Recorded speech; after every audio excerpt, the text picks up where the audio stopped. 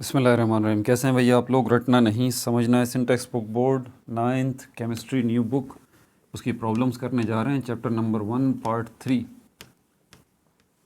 Copy pencil ले लीजिए, lecture को नोट करना है और मुस्कुराते रहना है। एक नसीहत के साथ कि छपाई की ज़रूरत नहीं है कि आप यहाँ देख के जो कुछ भी कर रहा हूँ उसको छापते रहें। नहीं, ऐसा ना करें। आप मेरे साथ साथ सॉल्व करें। मैं आपके बुक के पेज नंबर वगैरह ये सब कुछ भी बता रहा हूँ, ठीक है, ताकि आपकी तसल्ली हो जाए। एग्जाम्पल्स हो गए और जो है टेस्ट योर सेल्फ, ये भी हो गए इस चैप्टर के। जो बच्चे एग्जाम्पल्स को और टेस्ट योर सेल्फ जो मैंने पिछली 2 वीडियोस में कराए हैं उनको इग्नोर कर रहे हैं तो वो अपना बहुत बड़ा नुकसान कर रहे हैं। इसका उनको बहुत अच्छे तरीके से अंदाज़ा हो जाएगा जब एग्ज़ाम में पेपर आएगा आपके सामने। इसलिए ऐसी गलती न करें।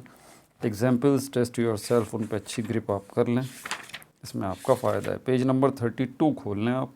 चैप्टर नंबर 1 का सेक्शन डी न्यूमेरिकल्स जो हैं वो अब आपके सामने आ जाएंगे, ठीक है भाई। क्वेश्चन नंबर 1 जो है इसका, सेक्शन डी न्यूमेरिकल,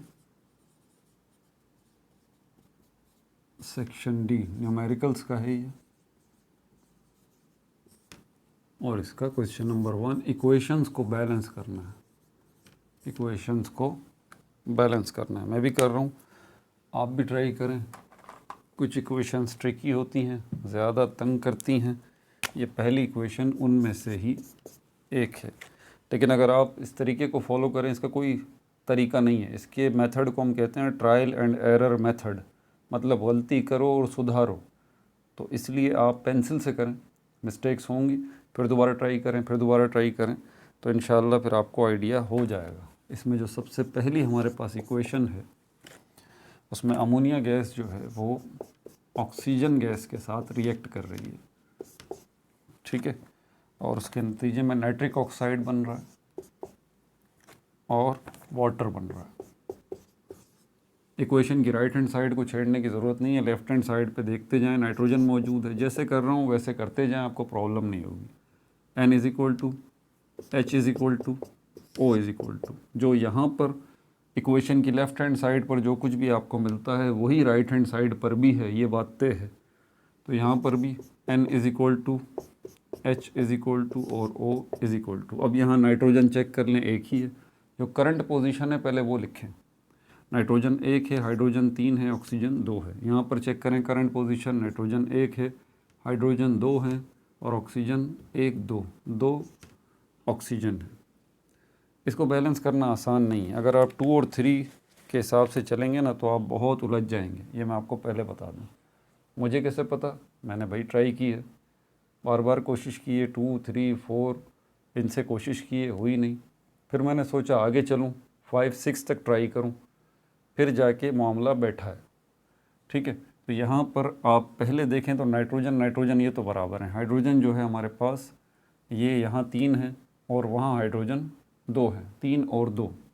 तो ये रहा हाइड्रोजन। अगर आप यहाँ पर, यहाँ 2 है और 3 है तो क्या करेंगे, इसको फिर अगर आप 2 लगाते हैं तो ये हाइड्रोजन आपके पास 4 हो जाएगा, ठीक है। और यहाँ पर हाइड्रोजन 3 है, इसको 4 करने का आपके पास कोई तरीका है ही नहीं, क्योंकि ये जो है आपके पास इवन नंबर है, ये ऑड नंबर है। तो वहाँ 2 लगाएंगे तो यहाँ 2 लगा लें, 2 3 ज़ा 6, जब भी मामला नहीं बनता। हाँ, 2 अगर लगाते हैं, 2 3 ज़ा 6, ये हाइड्रोजन 6 हो जाते हैं।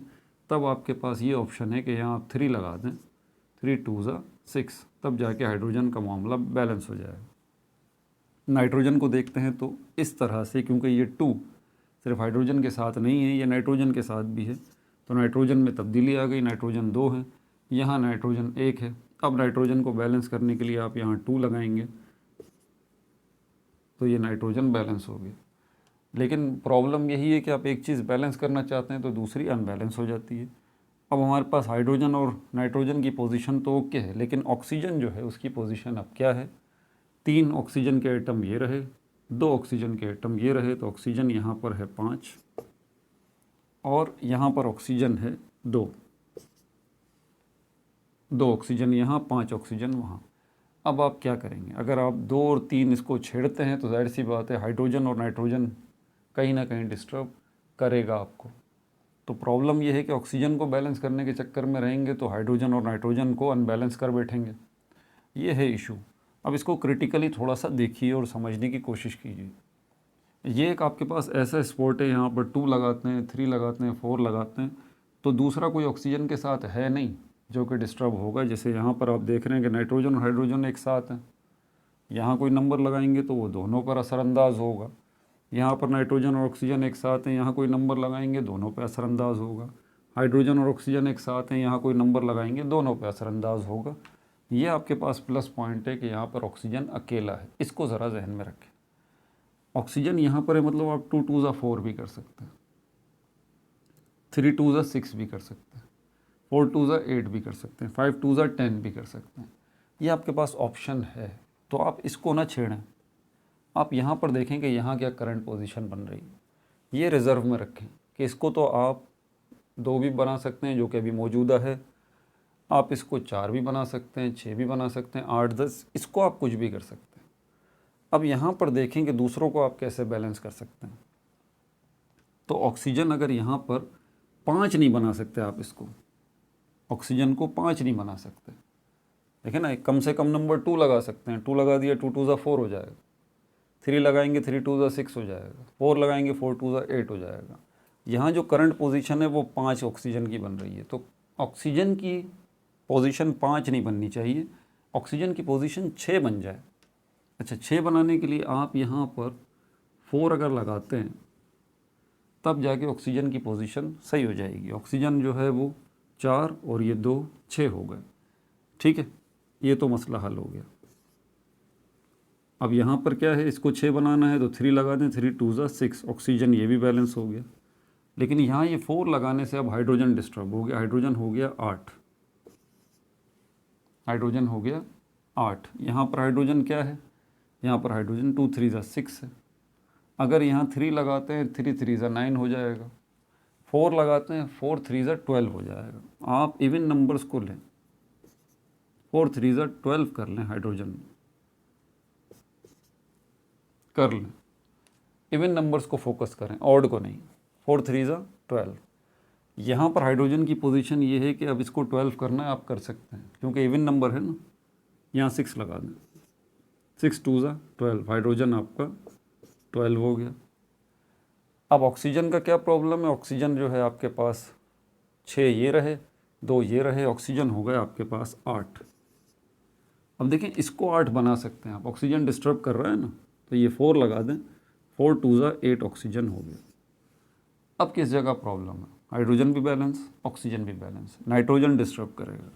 नाइट्रोजन यहाँ 4 हो चुके अभी, यहाँ पर नाइट्रोजन जो है वो 2 है, यहाँ पर आप 4 लगा दें, नाइट्रोजन को भी बैलेंस कर लें। ऑक्सीजन अनबैलेंस होगा ना, कोई मसला नहीं, ऑक्सीजन अनबैलेंस। अब ऑक्सीजन की पोजीशन है 4 ऑक्सीजन ये और 6 ऑक्सीजन ये रहे, ऑक्सीजन कितने हो गए आपके पास, 10 हो गए।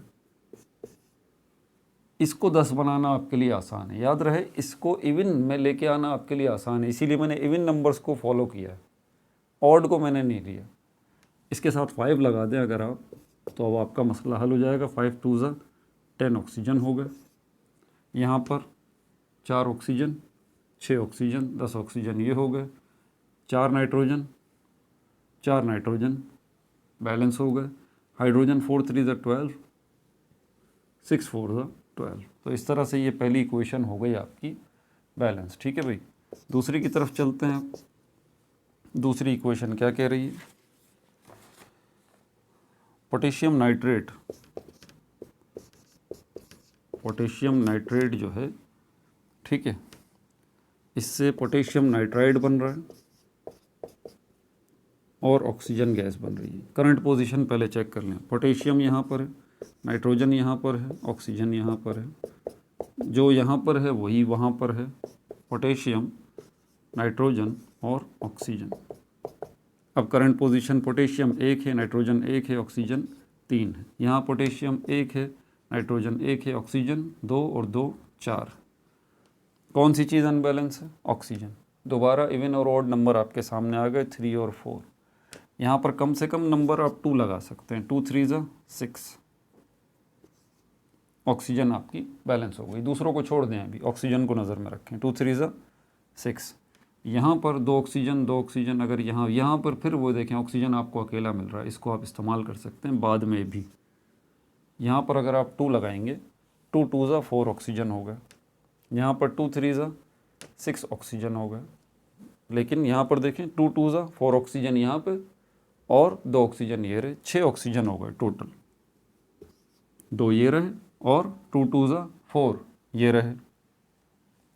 अब दूसरों को देखते हैं। ऑक्सीजन तो हो गया, पोटेशियम आपके पास 2 हो गए, नाइट्रोजन भी आपके पास 2 हो गए। यहाँ पर देखें पोटेशियम आपके पास 2 हो गए और नाइट्रोजन भी आपके पास 2 हो गए। ठीक है भाई, इस तरह ये इक्वेशन आपकी बैलेंस हो गई। कोई इसका तरीका नहीं है, ये प्रैक्टिस से होता है। आपको काफ़ी पन्ने काले करने पड़ेंगे जैसे मैंने किए, तब जाके आपको खुद आइडिया हो जाएगा कि हाँ यहाँ 2 लगा दें, यहाँ 3 लगा दें। ठीक है, मकसद है इक्वेशन को बैलेंस करना, लेकिन स्टार्ट ऐसे ही लें जैसे कि मैंने लिया। तीसरी इक्वेशन की तरफ चलते हैं।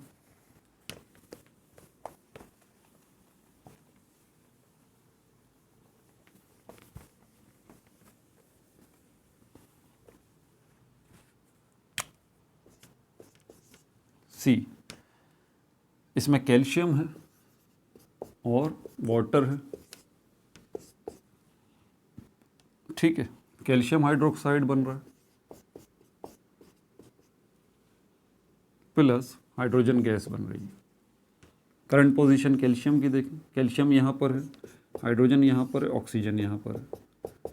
जो यहाँ पर है वही वहाँ पर है, कैल्शियम हाइड्रोजन ऑक्सीजन।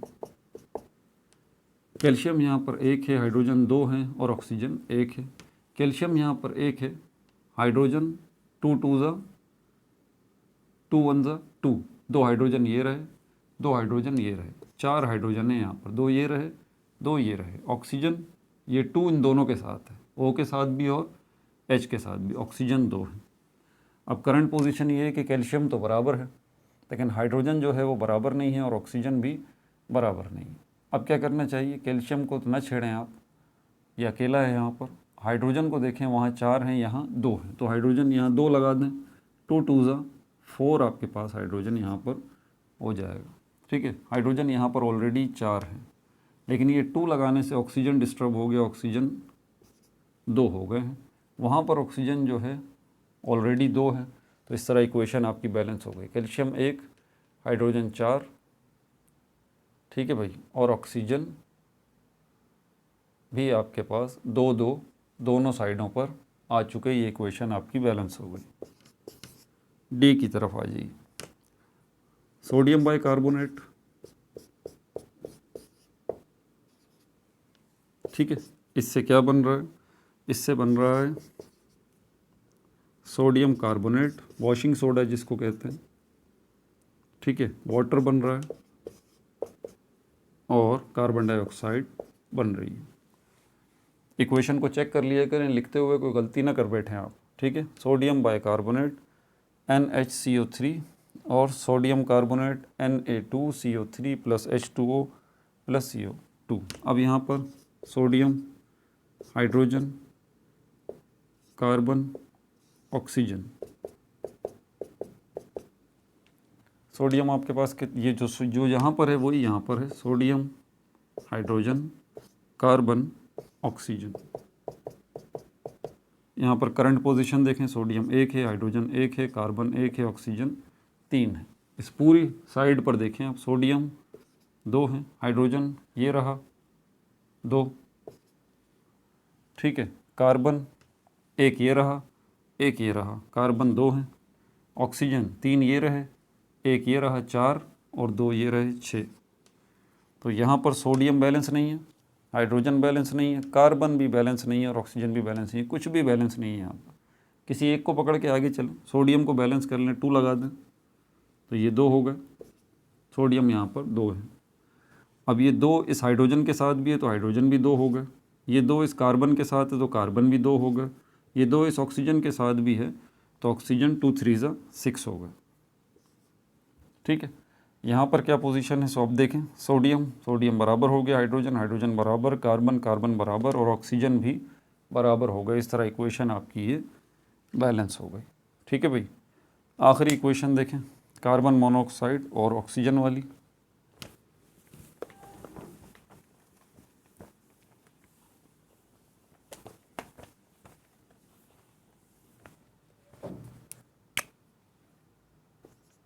ई कार्बन मोनोऑक्साइड ऑक्सीजन गैस के साथ रिएक्ट कर रही है, इसके नतीजे में कार्बन डाइऑक्साइड गैस जो है बन रही है। यहाँ पर क्या है, कार्बन और ऑक्सीजन है, तो यहाँ पर भी कार्बन और ऑक्सीजन ही होगा।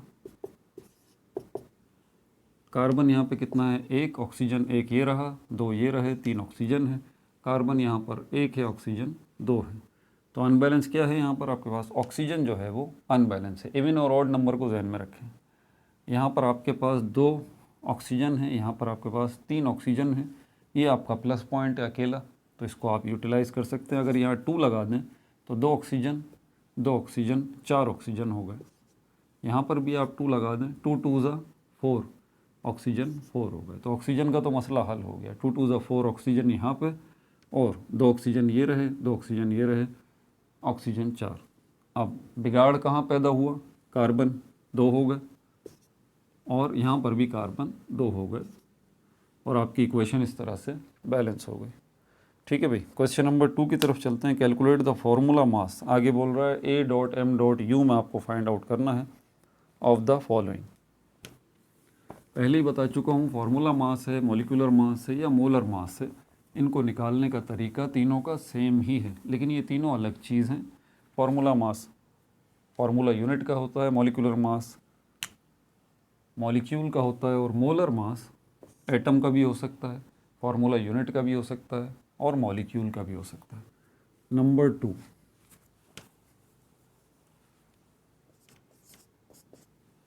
ठीक है भाई, प्रॉब्लम है, डायरेक्ट डेटा बनाएंगे इसका, पढ़ के मैंने सुना दिया है आप लोगों को। फार्मूला मास वो कैलकुलेट करना है आपने, फार्मूला मास आपको कैलकुलेट करना है AMU में, क्योंकि इसके अंदर 1 2 3 4 हैं, तो इसलिए इसमें A लगाते हैं। A में हमारे पास पहले क्या आ जाएगा, एल्युमिनियम ऑक्साइड,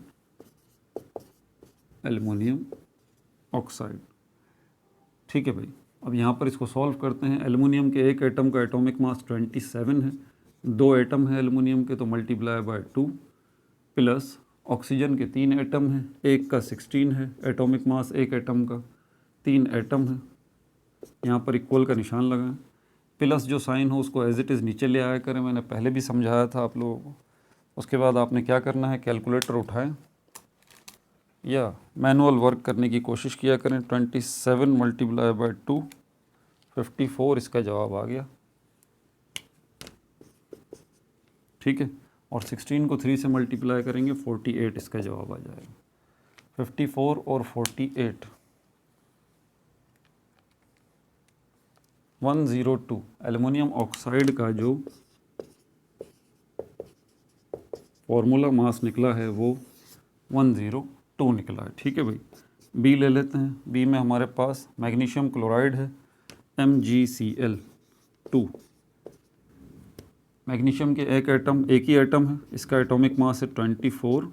क्लोरीन के एक एटम का वज़न है 35.5 multiply by 2, plus as it is नीचे ले आएँ। 24 के साथ कुछ नहीं है, इसको भी इसी तरह नीचे ले आएँ। 35.5 को मल्टीप्लाई करें 2 से, 71 बनता है शायद, 71।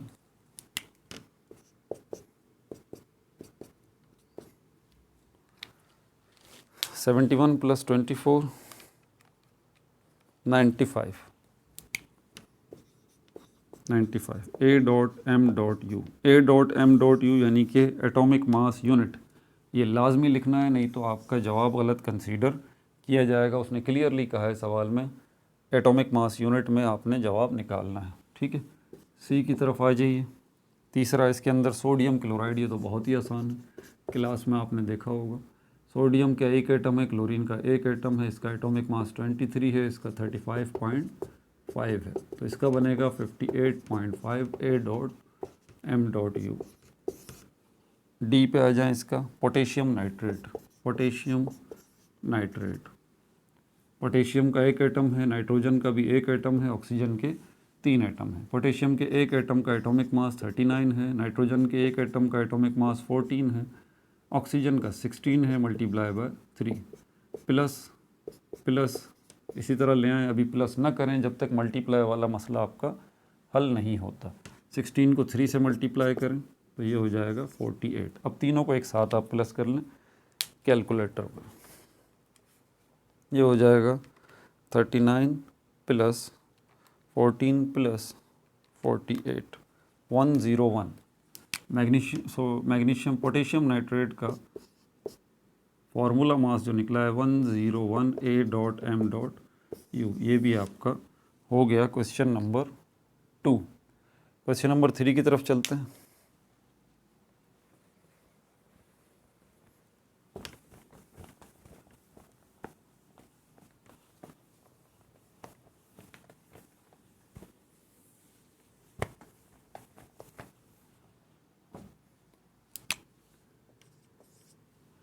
Calculate the molecular mass.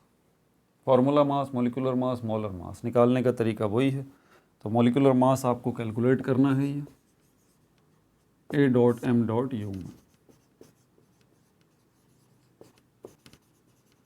Molecular mass, ठीक है भाई, किसका? इसमें भी हमारे पास इथाइल अल्कोहल जिसको इथेनॉल भी कहा जाता है वो दिया गया है आपको, वाटर दिया गया है, अमोनिया NH3 वो दिया गया है, CO2 कार्बन डाइऑक्साइड दिया गया है।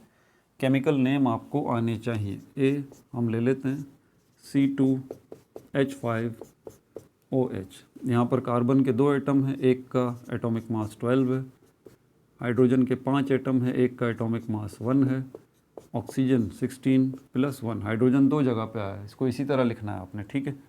अब यहाँ पर जो प्लस साइन है उसको एज इट इज़ दोबारा नीचे इतने स्पेस दे के आप लिख लें। इसके साथ 1 और 16 के साथ कुछ नहीं है।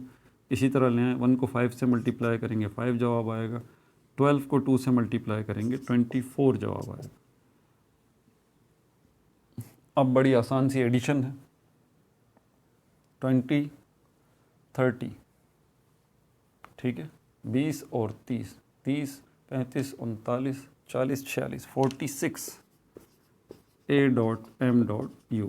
ये आ गया आपके पास मॉलिकुलर मास। इथाइल अल्कोहल या इथेनॉल दोनों नाम हैं इसके, ये आ गया आपके पास। बी इसका देखें क्या है। बी में हमारे पास वाटर है, बहुत ही आसान है ये तो। 1 मल्टीप्लाई बाय 2 प्लस 16 प्लस इसी तरह लिखें 1 2 ज़ा 2 और ये 18 A.M.U। ये आपके पास ये भी जवाब आ गया, ठीक है। सी में इसके अमोनिया है हमारे पास NH3। अमोनिया का एक एटम है 14, नाइट्रोजन का एक एटम है 14 एटॉमिक मास है इसका। हाइड्रोजन के 3 एटम है 1 मल्टीप्लाई बाय 3, 14 प्लस 1 3 ज़ा 3 is equal to 17 A.M.U। Molecular mass ammonia का भी आ गया। डी में हमारे पास कार्बन डाइऑक्साइड है। कार्बन का एक एटम है, एटॉमिक मास इसका 12 है, ऑक्सीजन 2 है, 16 मल्टीप्लाई बाय 2 प्लस इसी तरह लिखें, 12 को इसी तरह लिखें, 16 को 2 से मल्टीप्लाई किया 32, 32 और 12 ये हो गया 44 A.M.U। ये आपके पास मॉलिकुलर मास कार्बन डाइऑक्साइड का भी आ गया, ठीक है भाई। क्वेश्चन नंबर 4 की तरफ चलते हैं।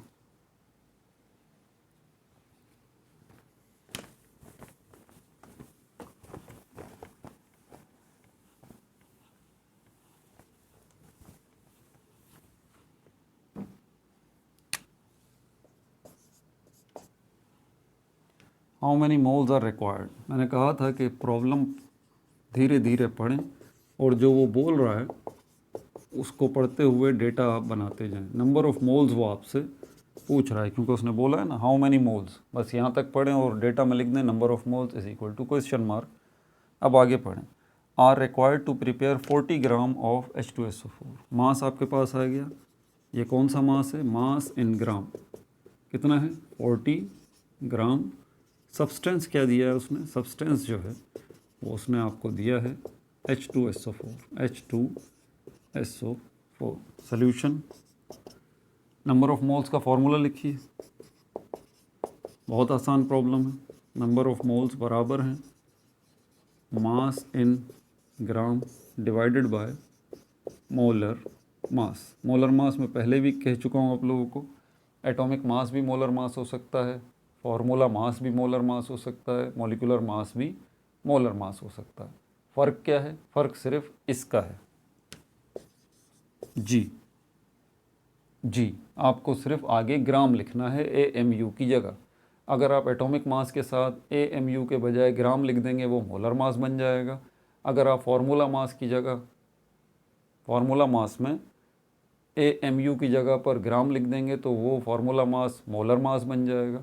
इसी तरह आप मॉलिक्यूलर मास के साथ AMU के बजाय ग्राम लिख देंगे तो वो मॉलिक्यूलर मास वो मोलर मास बन जाएगा। समझ में आ गई बात?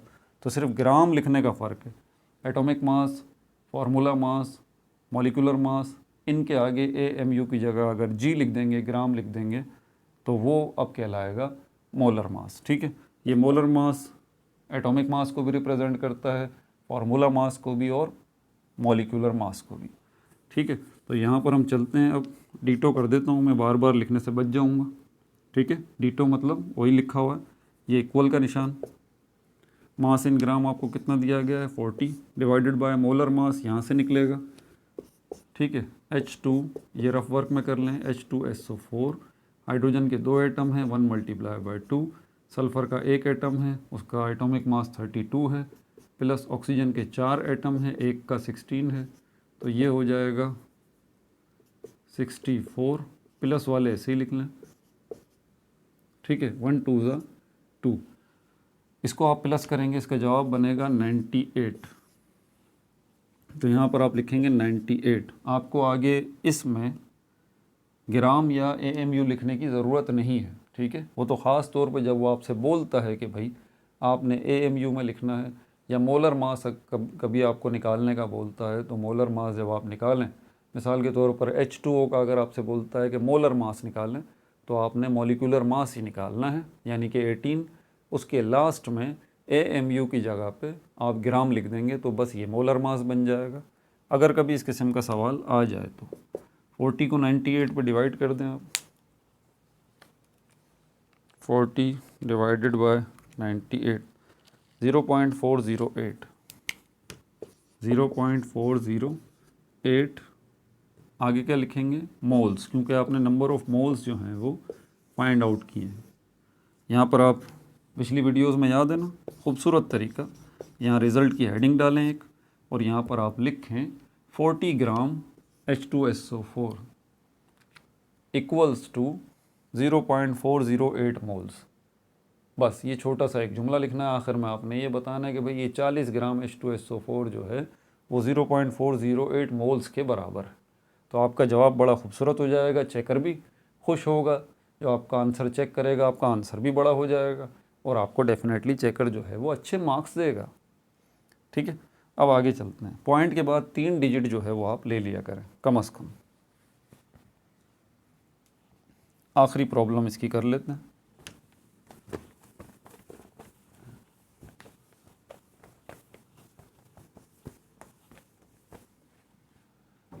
उसके बाद एटॉमिक स्ट्रक्चर जो है अगला चैप्टर, इसमें टेस्ट योर सेल्फ थोड़े हैं, एग्जाम्पल भी थोड़ी हैं, और डायरेक्टली अगली एक ही वीडियो के अंदर हम इसकी डायरेक्टली एग्जाम्पल उसकी चैप्टर के लास्ट में जो एक्सरसाइज है ना, हम उसी के ऊपर चले जाएंगे। ठीक है, तो छोटे छोटे ट्रिकी क्वेश्चंस हैं कैलकुलेशन बेस्ड इसके चैप्टर नंबर 2 के, तो मैं लाजमी करवाऊँगा। उनमें से सेक्शन B में से आपके सवाल जो है ना वो आएंगे। ठीक है, तो क्वेश्चन नंबर 5 या प्रॉब्लम नंबर 5 की तरफ चलें। Calculate the number of moles. देखें क्लियरली वो बोल रहा है आपसे, शुरू में ही उसने बता दिया, आगे पढ़ने की ज़रूरत ही नहीं है। डेटा बनाने का यही तरीका होता है, बस पढ़ते जाएं और यहाँ लिखते जाएं। उसने कहा calculate the number of moles, और number of moles is equal to question mark. अब आगे पढ़ें, calculate the number of moles and number of molecules.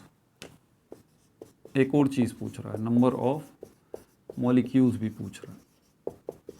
किस चीज़ के पूछ रहा है? सब्सटेंस तो बताया गई। प्रेजेंट इन द फॉलोइंग, यहाँ पर एक्चुअली दो प्रॉब्लम्स हैं आपके लिए।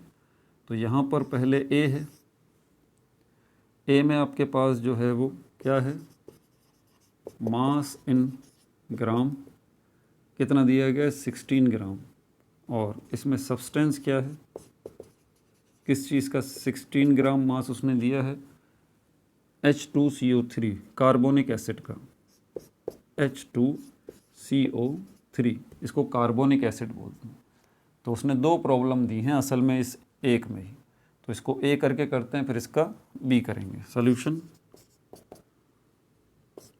ए, जिसमें सब्सटेंस आपके पास कार्बोनिक एसिड है, इस कार्बोनिक एसिड के नंबर ऑफ मोल्स भी आपको फाइंड आउट करना है और नंबर ऑफ मॉलिक्यूल्स भी फाइंड आउट करना है, ये बात याद रखें। इसके आगे मैं लिख देता हूँ H2CO3। अब यहाँ पर number of moles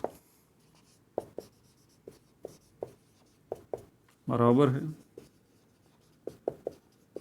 mass in gram divided by molar mass. Molar mass जो है ना उसकी आप रफ में कैलकुलेशन कर लिया करें, साइड में जो है ना H2CO3 ये आपको यहाँ ज़रूरत पड़ती है, देगा नहीं आपको ये, ठीक है। H2CO3 हाइड्रोजन का दो एटम है, प्लस कार्बन का एक है, ऑक्सीजन के 3 है, प्लस इसी तरह लिखें 1 2 ज़ा 2, 16 को 3 से मल्टीप्लाई करेंगे तो आ जाएगा जवाब 48। अब यहाँ पर 40 और 10 50 60 ये बनेगा 62 A.62 ग्राम। अब देखिए मैं इसके साथ A.M.U नहीं लिख रहा क्योंकि हम ये मोलर मास निकाल रहे हैं, है वही चीज़, लेकिन जब यहाँ मोलर मास लिखा हुआ है तो आखिर में आप अच्छी तरह, ताकि आपको सीखने का मौका मिले, ताकि आप गलती ना करें, आपकी प्रैक्टिस बन जाएगी। कॉन्फिडेंटली आपने ग्राम लिखा है इसके साथ, A.M.U नहीं लिखा क्योंकि आपने मोलर मास निकाला है, ठीक है। तो यहाँ पर 2 और 12 और 48, 40 और 10 50 60 62, ठीक है। यहाँ डीटो कर लें। उसके बाद मास इन ग्राम कितना दिया है, 16 डिवाइडेड बाय 62। आगे लेके चलें, 16 को 62 पर डिवाइड कर लें, 16 डिवाइडेड बाय 62 0.258 0.258 मोल्स जो हैं आपके पास आ चुके हैं, किसके, कार्बोनिक एसिड के। लेकिन कार्बोनिक एसिड के अगली चीज़ भी अभी आपको फाइंड आउट करनी है। तो क्या फाइंड आउट करनी है, number of molecules. Number of molecules find out करने के लिए फॉर्मूला एक ही है, नंबर ऑफ़ पार्टिकल्स वाला, याद है ना, नंबर ऑफ़ पार्टिकल्स वाला ये रहा। नंबर ऑफ़ पार्टिकल्स बराबर है Avogadro's number multiply by moles. अब नंबर ऑफ़ पार्टिकल्स में आप तब्दीली करेंगे, बताएंगे कौन से पार्टिकल हैं भाई जिस पे आप काम कर रहे हैं, एटम्स हैं, मॉलिक्यूल्स हैं, फार्मूला यूनिट्स हैं, सब एटॉमिक पार्टिकल्स हैं। तो आपके पास मॉलिक्यूल्स हैं, number of molecules Avogadro's number 6.02 into 10⁻23 multiply by moles अभी आपने फाइंड आउट किए 0.258, ठीक है भाई। तो 0.258 मल्टीप्लाई बाय 6.02 1.553 इंटू 10⁻23 मॉलिक्यूल्स। आपके जवाब में अगर 1.54 आ जाता है, 1.53 आ जाता है तो परेशान होने की ज़रूरत नहीं, सही है आपका जवाब, ठीक है भाई। तो ये ए हो चुका। अब हमें बी करना है। बी में उसने हमें दिया हुआ है 20 ग्राम आपके पास ग्लूकोज है। क्या है, 20 ग्राम आपके पास क्या है, ग्लूकोज है।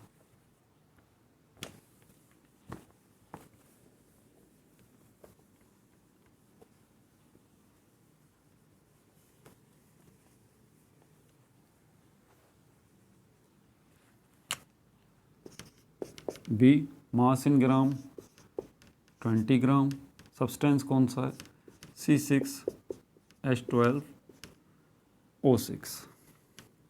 सारा प्रोसीजर वही होगा, C6 H12O6, सबसे पहले नंबर ऑफ मोल्स हम फाइंड आउट करेंगे। नंबर ऑफ मोल्स बराबर हैं mass in gram divided by molar mass. Molar mass इसका कैलकुलेट कर लेते हैं। C6H12O6 6 कार्बन के एटम है, 12 मल्टीप्लाई बाय 6, 12 हाइड्रोजन के एटम है, 1 मल्टीप्लाई बाय 12, ऑक्सीजन के 6 एटम है, 16 मल्टीप्लाई बाय 6। 12 को 6 से मल्टीप्लाई करेंगे तो ये बनेगा 72 प्लस 12 प्लस 16 को 6 से मल्टीप्लाई करेंगे 96 बनेगा मेरे ख्याल में। और इन तीनों को प्लस करेंगे 16 मल्टीप्लाई बाय 6, 96 प्लस 12 प्लस 72, 180 आपके पास 180 ग्राम, क्योंकि मोलर मास निकाल रहे हैं ना। तो मास इन ग्राम कितना है 20 डिवाइडेड बाय 180। तो 20 को 180 पे डिवाइड कर दें, 20 डिवाइडेड बाय 180, 0.111 मोल्स। ठीक है भाई। तो 20 ग्राम ग्लूकोज जो है वो कितने मोल्स के बराबर है 0.111 मोल्स के। अब इसका दूसरा हिस्सा कर लेते हैं जो उसने बोला है कि मॉलिक्यूल्स भी फाइंड आउट करने हैं, तो इसके मॉलिक्यूल्स भी निकालते हैं। दोबारा वही फॉर्मूला लगेगा, नंबर ऑफ पार्टिकल्स बराबर है Avogadro's number multiply by moles. यहाँ पर क्या आ जाएगा नंबर ऑफ मॉलिक्यूल्स। बच्चे मॉलिक्यूल और मोल में बड़ी गलती करते हैं, मोल अलग चीज़ है भाई, मॉलिक्यूल अलग चीज़ है। ठीक है। तो number of molecule Avogadro's number 6.02 into 10⁻23 multiply by moles कितने भी हमने निकाले हैं 0.111।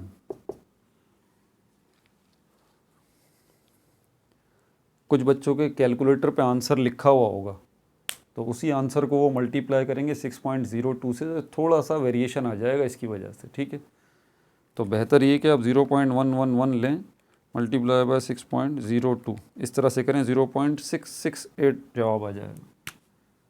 0.668 इंटू 10⁻23 मॉलिक्यूल्स। अब क्योंकि साइंटिफिक नोटेशन के मुताबिक एक्सट्रीम लेफ्ट हैंड साइड पर जो आखिर के 2 डिजिट हैं वहाँ पर पॉइंट होना चाहिए, तो पॉइंट यहाँ से फिर दोनों 6 के दरमियान आएगा। ये हो जाएगा 6.68 इंटू 10⁻23 -1, क्योंकि लेफ़्ट से राइट आया है इसलिए नेगेटिव पावर आएगी, और एक डिजिट पॉइंट ने क्रॉस किया है 6, इसलिए -1 की पावर आएगी। -1 आपने लिख दिया। अब 23 प्लस का है, 1 माइनस का है, 23 में से 1 चला जाएगा, ये हो जाएगा 6.68 इंटू 10⁻22 मॉलिक्यूल्स। ठीक है भाई। चैप्टर नंबर 1 की problems, test yourself, examples सारी हो चुकी। ठीक है। कोई गलती कोताही हो गई हो तो मेंशन कर दीजिएगा कमेंट्स में, इंशाल्लाह उसकी इस्लाह करने की कोशिश करेंगे। कुछ वीडियोस में भी मिस्टेक्स होती रहती हैं तो मैं उनको अपडेट करता रहता हूँ। ठीक है। मसरूफियत बहुत ज़्यादा है। बहरहाल अब हम चैप्टर नंबर 2 की तरफ जाएंगे। इसके बाद ये सीरीज़ इसी तरह चलेगी, पार्ट 3 के बाद ये पार्ट 4 आ जाएगा, लेकिन चैप्टर चेंज हो जाएगा, ये बात ध्यान में रखिएगा। ठीक है भाई। अपना बहुत ज़्यादा ख्याल रखिएगा। No like no subscribe, only share.